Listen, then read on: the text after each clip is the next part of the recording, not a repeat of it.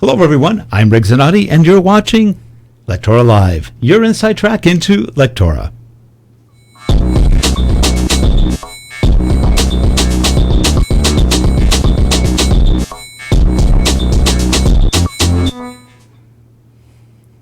Hi again. We are back from a quick 2-week break with the shows. Summer is almost over, and we're ready to get going.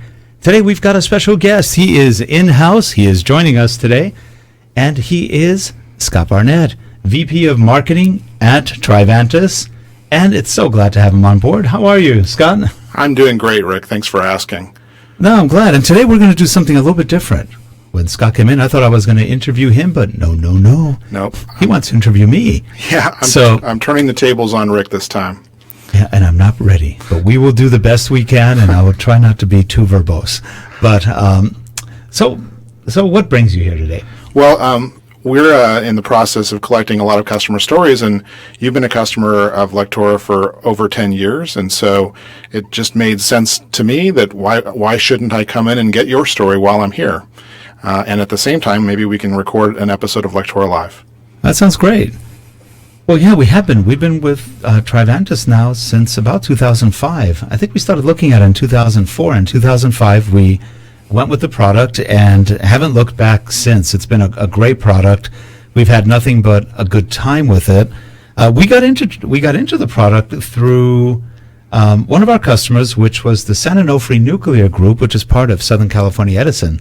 They had purchased, I think, 50 licenses of Lectora for all of their instructional designers. This is a team of people who travel around the country doing atomic energy training to all of the nuclear facilities. And they decided to go with the product because, one, it had a very quick learning curve, and two, they were able to crank out a lot of content very, very quickly.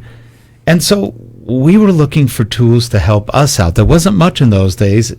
Authorware had just been killed pretty much by Adobe, and that was our main tool.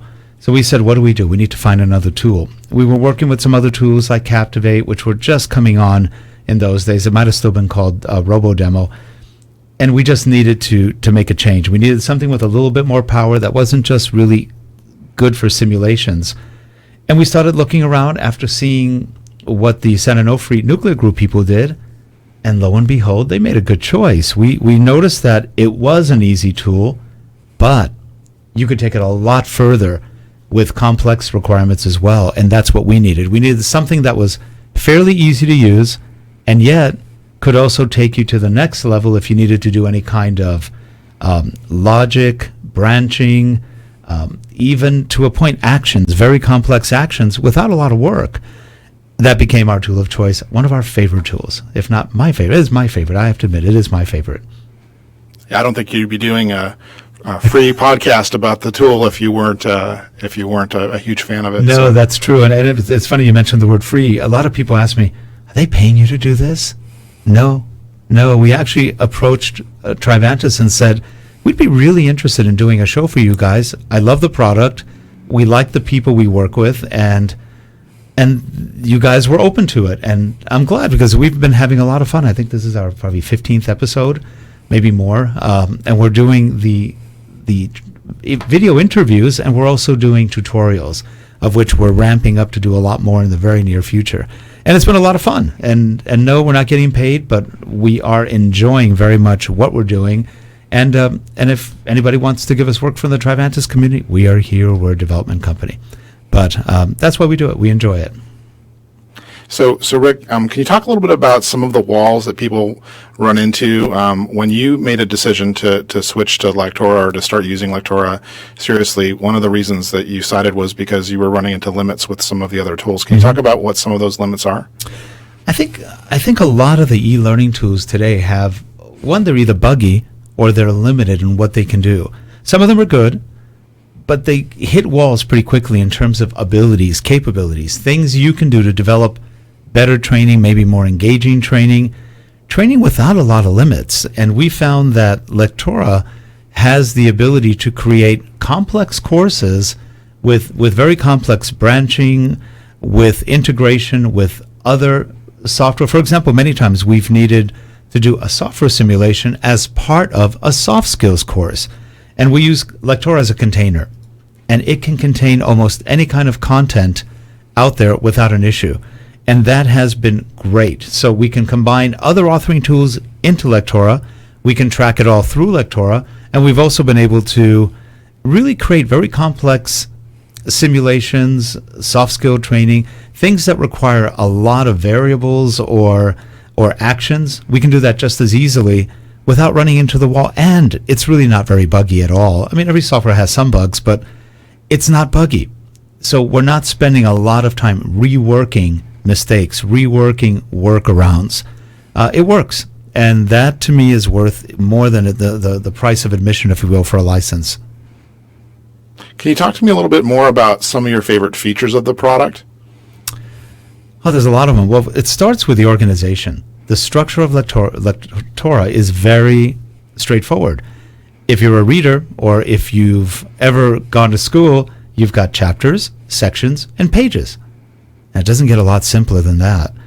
The chapters hold the sections, which hold the pages. And you don't need sections, but you have them, so you can go chapters and pages. The organizational structure of Lectora is very easy to get your arms around and to use. As a result of having chapters, you have tools like Articulate Storyline, which have scenes, and they work sort of. But in Lectora, the concept of a chapter is a scene. You can go to any chapter, navigate from one chapter to another, and it's very easy to know where you are, where you're going, where you've navigated from and to, and how to get anywhere you want to get. You can bring up sections in a window. You can bring up other sections in your browser. Everything can be done at your control. You can make part of the course smaller and a part of it larger. So these are nice features that you can do with Lectora that you can't do easily, if at all, with any other tool. And the other thing is the actions. It's so easy to create programmatic type actions without needing to be a programmer. Now, I have a programming background, so I really appreciate something that makes a task that could take a lot of code easy. And one other feature that I truly like about Lectora is you can group actions. Now, you can do that in Captivate, but the actions are more limited. You can group your if, then, and else type actions, plus branching, plus hiding and showing, and playing media, stopping media. You can group all of those into one action. So you have action groups, which then can run 30, 40, 50 actions. That's powerful. You can do a lot with software that can do that, which you really can't do with anybody else, not to that level. Have you ever run into any limitations with the software that have prevented you from doing something you imagined or that a customer was asking for? No, actually no. And I say that, I was thinking about that for a second. Have we really run into it? No. For the most part, it's worked in every single situation. We have used Lectora to convert flash pieces, complex e-learning flash pieces, into a Lectora much more manageable structure. What happens? A vendor creates a flash piece, charges a fortune, takes a long time to do the flash, then they leave it with the client, then they go out of business or they don't do this anymore, and now the client is stuck with something they can't easily maintain, if at all. For the most part, they can't. They're not flash programmers. Sometimes they don't even have the flash code. We have actually had to go back in and reverse engineer flash code to pull out assets, to pull out audio, and then rebuild it in Lectora with the same exact functionality, and it works. So from that point of view, I love Lectora. We can't do that with any other tools, not to that extent, and not with that level of complexity and end result of it just works and the user can't even tell they've just switched from Flash. So that's good. That's something I really haven't run into with anybody else. One of our big areas of focus has been mobile and responsive course design. I would love it if you just tell me a little bit about why you think that is important to you. Mobile's interesting. For years I've said that mobile is a problem in search of a solution, but in reality, it's not there yet. Not a lot of people are still doing mobile, but in the future, as customer demand asks for it, we will probably see it more and more. A lot of companies are still reticent to let their training and or information go out into a mobile platform. But other companies are starting to spearhead mobile training, mobile learning, the ability to train people off-site when they have no access to maybe the computer or anything else.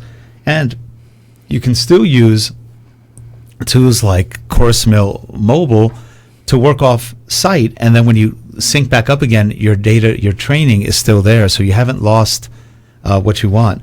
With mobile, you have the ability to really get training to any different platform, and it's something that we will see soon. And I know one of the things coming up imminently is the responsive training or responsive course design. That's going to be coming up soon with Lectora. I've seen some demos of it. I'm pretty excited. Yeah, and so now you're talking mobile, you're talking responsive design, which now can work from your 27-inch, 24-inch, 32-inch monitors to a tablet, to a laptop, or to a device like a phone. Now, for example, if I take out my phone, which is a latest generation Samsung Galaxy Note 5, this is a 5.7-inch screen, almost 6 inches. This can put a lot of content. You can put videos on this, audio. If you design your training correctly on any one of these smaller devices, phablets as they're called, phone tablets, you can do some really good training. But the training is going to be different from what you had on the desktop and or your laptops because of real estate. So with responsive training, you have the ability to create your training once and then tweak it so that it works on every platform fairly seamlessly with a lot of effort. And that's exciting. So I see that in the future as being very important, the ability to run multi-platform and to run well without losing the impact or essence of the training. That's great. So one of the things that we've recently launched is the responsive course design beta. Mm-hmm. And I know that we've talked about it a little bit. You haven't had a chance to use it yet, it sounds like, but when you get into it, what are some of the things that you're going to try to do? Are you going to build a course and then take a look at it in all the different mobile devices? Yeah, and one of the things that's a good point, actually, because you want to build a course, but to a certain point you have to design it up front correctly, because even though training can be responsive, you still have to have the design up front so that it adjusts well to the different platforms. So what I've seen of the responsive course design in Lectora looked really good. It looked like it was finished. Yeah, it didn't look like beta software. No, it doesn't. It looks good. And this has been out already, I think, since the Lectora user conference, I want to say March or April, or it looked really good already. So whatever they're doing it well. And I think they're just being careful to make sure it really works. Because some of the other vendors have released responsive, that didn't work very well at all. There were a lot of bugs and problems. So it was one of those gotta have features that didn't work, so therefore it's a no-have feature. And what I'm seeing here is something that looks like it's going to be very practical. And as long as you have a sense of design for responsive, meaning you're aware of the fact that a 27-inch is not going to translate the same to a 5.7-inch tablet. How do you redesign for that? And it's going to allow the ability to get closer to make it very functional across all of the platforms. Not to mention, if you have video content, you can run that on all of your platforms and it will adapt to the video players and everything else on your video content. So that's going to be really good too. So I'm looking forward to it. I'll be getting the beta this weekend and playing around with it. I'm sure we'll probably create some courses or retrofit some courses and see how it runs. But from what I've seen so far, it's pretty impressive. Yeah, we're going to be showing it off at DevLearn at the end of the month. So, and just as an announcement, Rick will be joining us at DevLearn. Yeah. You want to talk a little about that, Rick? Yeah, I'm looking forward to it. We were asked recently if we wanted to help out at the booth at DevLearn, and I jumped. I sure that'll be a lot of fun, and we'll be there with some other people. I know. The folks from Branch Track, Sergey will be there from Branch Track. He's a great guy. We're actually a Branch Track reseller too, so we can help him talk about that. And it's always fun to meet the Lectora and CourseMill users. Who's out there using it? What kind of feedback do they have? So I may even bring a mic and a camera just to do a little bit of shooting while we're there. It might be fun to catch some real quick 1-2 minute interviews and get people's experiences with some of the tools. But no, I'm looking forward to it. I'll be there for probably a good day and a half working in the booth and just meeting people and enjoying the camaraderie with the folks over there. So that'll be fun. I just want to thank you again for being willing to do it. It's great having customer advocates like you, and it's great having you being willing to speak on our behalf at a show like DevLearn. Yeah, and we're not getting paid either, just so people know. It's fun. We do it for fun. It's actually, you know what? It's fun to share the experiences and really the joy you have for a tool. So that's kind of our passion, is to enjoy that and share it with others. Yeah, we're really trying to make it possible to empower users to do anything that's in their imagination. Yeah. And then deliver it anytime, anywhere. And so it's great seeing customers like you using the product that way. Another thing that we're going to be showing up at DevLearn just real quick is ReviewLink. And I would love to talk with you a little bit more about it. I know you used an earlier version of ReviewLink, but there are some changes that are coming. And those are actually coming next week. So one of the big changes is going to be that ReviewLink will begin to work not only on Lectora generated files, but if you have Captivate or if you have Storyline, you can put those files in there too. Even if you're not a Lectora customer, you could still use it as a standalone system to handle reviewing and approvals. That's great. That's actually a nice feature, because in the old days, a lot of the reviewing tools only worked with one specific tool.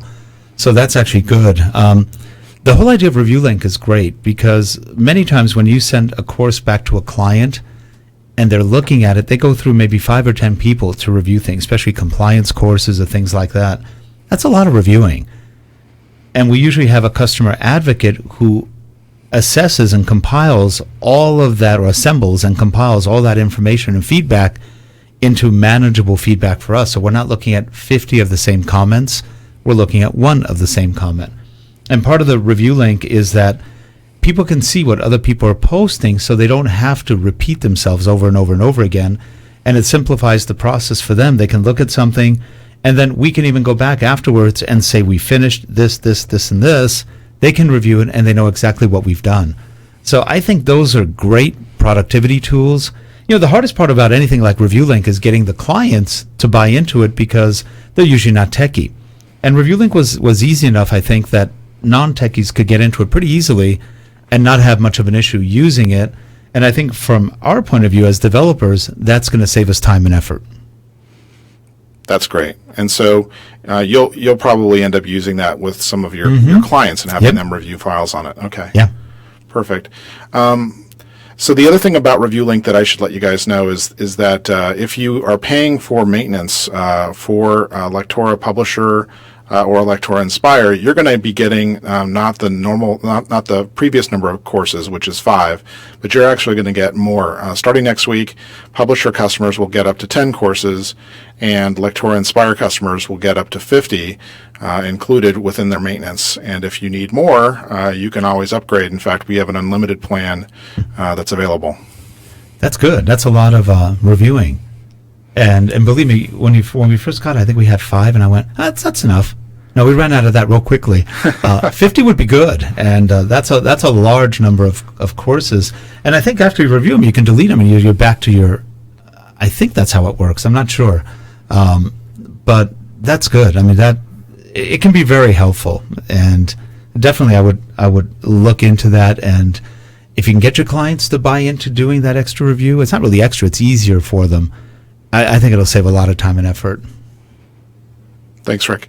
So back to your story, I'd love to hear a little bit more about some of the benefits that you may have achieved with the solution. Can you talk a little bit about some of the time you've saved or things you've been able to do that you couldn't do before? Yeah, a lot of times what happens with some of the other authoring tools we've used, and we've used most of them, we're either working around bugs. The course development is fairly simple on a lot of those, but you're working around a lot of bugs, and that causes time and effort, obviously, to get around that. Or you don't have the flexibility and functionality you need to make it happen.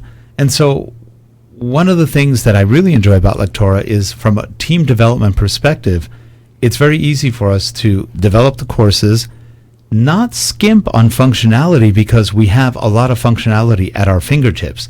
We have the ability to do advanced actions, if you will, complex actions, grouped actions. We can do very complex branching without really having to suffer through, did this work, did it not work? Not to mention, as a container, we can put in extra HTML code, we can put HTML5 code, we can put in Flash animations, we can put in videos, any kind of content available, it allows us to do. And it works in a very simple manner. Because it generates HTML, if something were to happen to us and the source code, you still have your source code. You still have the code that was generated. Whereas with Flash code, it's a little bit harder to go in and maintain it unless you're a programmer who knows how to reverse compile code, which is a little tricky. It takes a little bit of knowledge.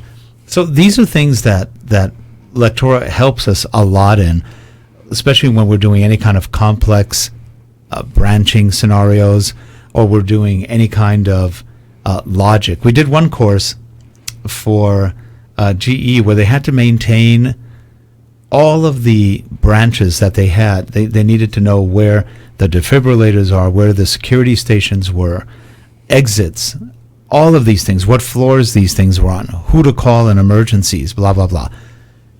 Over 250 maps, I think it was close to 300 maps went into that course, maps of every location. They had about almost 40 different branches we had to keep track of. We originally, because of a request, started doing it in Captivate. It didn't work. The files were too big. There was too many graphics in that. There was also a lack of logic in terms of some of the jumping the way we wanted to have it done. And Captivate generate big files. So you have to wait a long time for certain things to load, especially if you're jumping from location 1 to location 40, way down the number of slides. Well, after 4 days, we gave up. It wasn't working. So we went to the customer and said, we're redoing it in Lectora. They said, fine, we don't care, just make it work. Well, in 4 days, we had it totally redone. It was elegant. We had some extremely elegant routines in that just worked beautifully. And we were able to put in all of the functionality, make it easily maintainable for the future, and it worked. And they were really happy with it. And it was fast because the HTML was small. They were small HTML pages versus one large Flash file. And that works very quick to load. We had a lot of imagery, and the compression on the images was good. And we were able to just get it up there, and it ran. And quite a few thousand people had to go through that training, and it did not take them out. And a lot of them are on VPN connections, which is slow. So Lectora really saved the day on that one because there was really no other tool we could think of at the time that would work in that way to do that. Hey, Rick, if I were to ask you about ROI, if you to just put an estimate on what the return on your investment was for the tool set, what would you say? I'd say we had a very good ROI. Our investment wasn't that large getting into the product, but because we've been able to leverage that product so well throughout the years, I'd say it's been a very worthwhile investment to license it and to stick with it. And so over the years, every time we've done a Lectora piece, we've done it. We did it, worked well. So from an investment point of view, even for our customers, in some cases, we know that we're generating something that they'll be able to use and modify themselves, because many times they want the code too.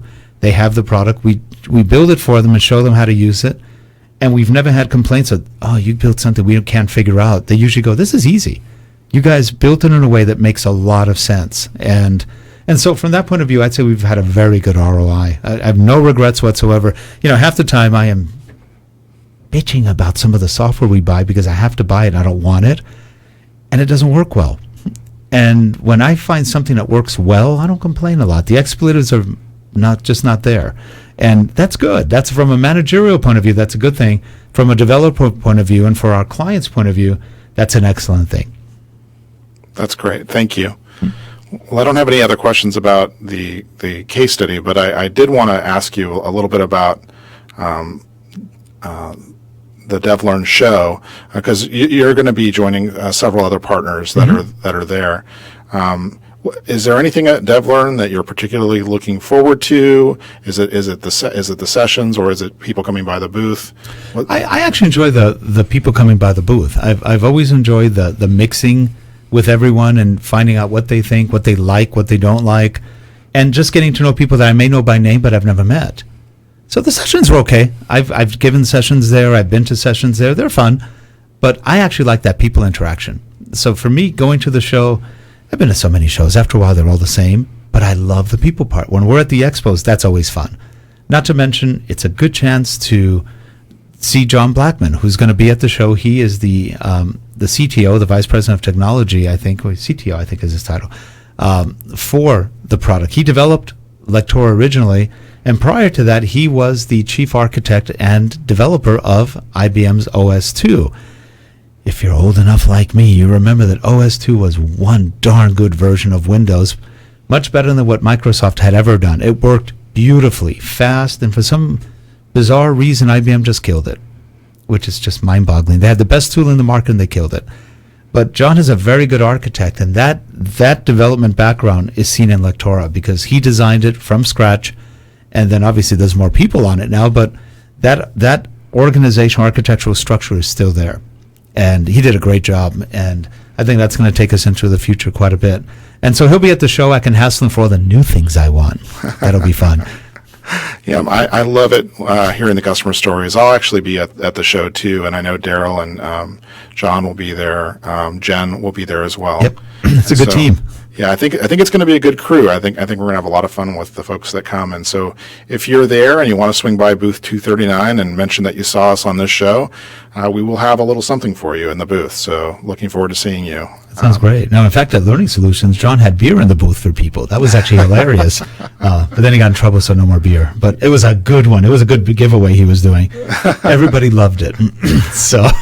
Yeah, I think you could go. You could do a lot worse than give away beer. In This is true. So the other thing that I wanted to just announce, because I don't know if we've had a chance to talk about this, is what's happening in our community. You've got a new addition to the community. Somebody I had a chance to interview a little bit earlier in this year, and she's great. Yeah, her name is Jennifer Valley, and she's going to be a new employee of Trivantis starting next week. And we haven't even announced this in the community yet, but we're really excited that she's going to be a community manager responsible for really to engaging customers. She is a former customer herself, and will be somebody who has a lot of expertise within the tool set. And she'll be able to lend an expert voice to everything that we're up to, not just in marketing, but at Trivantis. Yeah, she's got her own blog that's pretty successful, and she's got a lot of passion for the product, which is fun. I really enjoyed it when I interviewed her, and she was fun. So I was really glad to hear that she's joining you guys, and that's going to be good. Yeah, we're really excited about having her, and that starts next week too. So lots to look forward to over the course of the next few weeks. Busy. And you came from a very good background in marketing. You were with the Citrix folks. I was, yeah. I worked at Citrix for close to 10 years. I was responsible for their customer marketing, and so I handled a team of over 30 people at one point, dealing with customers. We define customers as not just people who paid us, but also the free users of our product who were trying us out before they paid us. Sure. And so the customer marketing was really focused on getting those users to see value, to be onboarded successfully, and then to purchase. And it was a fun job, and I wouldn't have stayed for 10 years or close to 10 years if it wasn't. No, and I've always enjoyed the products they had because we use GoToMyPC, we use GoToMeeting, among others, and they've always been very good products. And what I love about what Citrix did is they were all great. So, okay, I see a trend. You go to companies that have good products because they had very good products. They worked. And here you are, now you're here, and good products again. So you just want an easy job, admit it. I do. As a marketing guy, there's nothing easier than finding a place that has a good, really good product that's a little bit unknown or maybe underappreciated and getting out the word. Then you look like a rock star. Yeah, but no, it's true. It's interesting because Citrix had some great products. We still use them. We use all of their products and have had nothing but good luck with it. GoToMeeting is solid, and GoToMyPC has saved our lives so many times. We're on the road, there's a problem, we can log in, we're done. We're fixed, and that's great. Mac or PC, it just works well. And end of commercial for Citrix, but that's good. It's just kind of a fun thing. We actually do a lot of Lectora development over GoToMyPC. So in case you don't have, you're on the road, and sometimes we're on the road a lot, we're in hotels, but the work doesn't stop. We can log in, we can debug problems, we can look at things, we can finish things, send off for deployment, all through GoToMyPC. Lectora has been one of the tools that works the best with it because it doesn't really tax the system that much. So that's another good thing. And and by the way, we were talking earlier about part of what I like about Lectora. I really didn't mention Lectora Inspire and the fact that Camtasia comes with it, Snagit. Snagit's one of my favorite all-time tools in the world. And Camtasia too, it's a great tool. So you've got two extra tools in there that just do a wonderful job for e-learning development and just for productivity. And then you've got the eLearning Brothers content, which we also have. And so we had it before. Now we have our other two licenses of Inspire that we've got, aside from the publisher ones. And it's great content. So it makes developing, especially putting avatars in and graphics, just real easy. Not to mention some of the interactions they've created are easy, and you can modify them at your own copy. So you're not stuck with what they design. You can change colors, actions, sizes, everything. So those are really good tools. Excellent. So I don't have any other questions for the case study. Did you have any other questions for me? No, I know you're fairly new with the company, and you're just getting your feet wet. But what I'm hearing already is pretty exciting. And thank you. And I think as you get more into it, and we're going to have some fun stuff. There's going to be a lot of good stuff happening in the near future, and I'm looking forward to seeing all the stuff you come up with. I think you made a comment that new websites are coming out, all sorts of just fun stuff. We have a lot of fun projects, and I'm only about an hour away from Rick, so I'll be able to pop down and talk in the studio again that's cool. If he'll have me. Oh, you're always welcome. Thank you. Always welcome. Yeah, he lives in horrible. It's a really horrible place, Santa Barbara. Yeah. Somebody's got to live there, and it happened to be him. So, and. But it's a nice drive. Actually, you're mostly downhill towards it, so it's not too bad. Yeah, it's uphill all the way back. All the way back is uphill. No, we won't talk about the uphill. But it is a pretty place. Santa Barbara is gorgeous. And we're in what's called Camarillo, California, which is about 50 miles northwest of Los Angeles, or LA Airport. And again, really pretty part of the world. So it's hot, though. These last couple of weeks have been just burning hot. Even in Santa Barbara, you guys have been hot. Yeah. So we're all looking forward to our 70-degree weather again. We average 75 year-round. We're in the 90s today. So we're complaining. We didn't pay for Phoenix. So though Phoenix is about 110, 18 now, 118. Exactly. So not fun. But no, anytime, you're more than welcome to come down. And if you ever need help brainstorm or whatever, just come on down. We'll have a good time. Sounds great. Thank you. And I'll be visiting other customers too. So if you're at DevLearn and you have a chance to stop by the booth, I'd love to meet you. I'd love to hear your unique stories. We're really going to be focused on customers out of marketing, based on part on my background, but also because we've got some of the best customers I've ever seen. Lectora has been described as in lots of different ways to me, but one customer described it as the liquid metal from the Terminator 2 movie, because he could turn it into anything. That's cool. And so I want to see what you guys have created. If you get a chance, stop by and show me. Yep. Let me guess. Was that Jared Shalajay? It was. It was, because he loves science fiction, and I go, that's got to be him, because we were talking about changelings the other day. We were trying to remember what it was called in the Deep Space Nine Star Trek, and it was a changeling, and he was going, oh, it's like that Terminator thing, and I was going, what is it called? Changeling. Yeah. That's funny. Yeah, old science fiction fans like to talk. But that's good. Yeah, Jared's great. He's got a lot of passion. He said I forgot how many courses he did in 1 year. It was hundreds. And he said, I couldn't have done it without Lectora. So that was actually, I interviewed him when he was talking about some of that. It was really fun to see that kind of passion, and just enjoys what he's doing with the tool, and doing it quickly, which is fun.